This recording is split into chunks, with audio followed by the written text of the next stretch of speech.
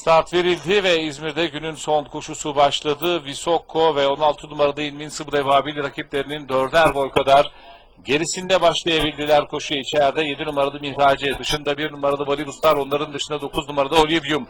Öne çıkmaya çalışan safkanlar, bunlardan 1 numaralı Malibuslar aldı liderliği.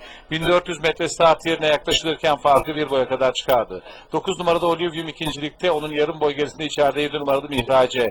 2 boy kadar gerilerine dışarıdan 5 numaralı Golden Compass sokuldu, içeride 11 numaralı Warrior Hall. Onların 1,5 boy kadar gerilerinde dışarıda 2 numaralı Sarı Fırtına. Ortada 6 numaralı Göktuğ Bey, bariyer dibine yakın 17 numaralı Ömer Turgay. Onun 1,5 boy kadar gerisinde 3 numaralı Ayhan Bey. Hemen dışına geldi Visokko. Ortalarda 10 numaralı Paratoner, bariyer dibine yakın 8 numaralı King Peace. 2 boy kadar geride 4 numaralı Gaucho. Bariyer dibine yakın 14 numaralı Nur Sabah. Dışlarında Invincible ve Babil 1 boy geride. 13 numaralı Sarı Yusuf 2,5 boy kadar geride. Son sırada 12 numaralı İlkaycan.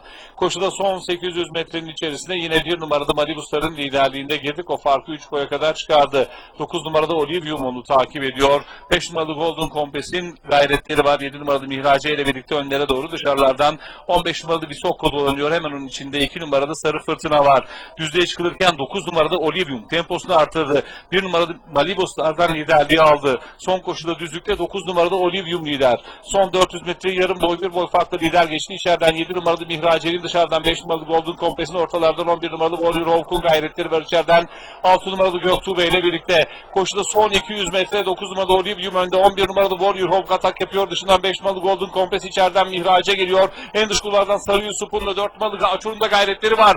11 numaralı Warrior Hawk alıyor liderliği. Dışarıdan Sarı Yusuf atak yapıyor. Warrior Hawk önde. Sarı Yusuf geliyor. 11 numaralı Warrior Hawk mu? 13 numaralı Sarı Yusuf mu kazandı? Buna barış hakemleri karar verecek. 4 numaralı Gaucho koşudan 3. 5 numaralı Golden Compass 4. olarak ayrıldı. Kritik bir foto oldu. 11 numaralı Warrior Hawk mu? 13 numaralı Sarı Yusuf mu kazandı? Bunu foto finish resminde göreceğiz.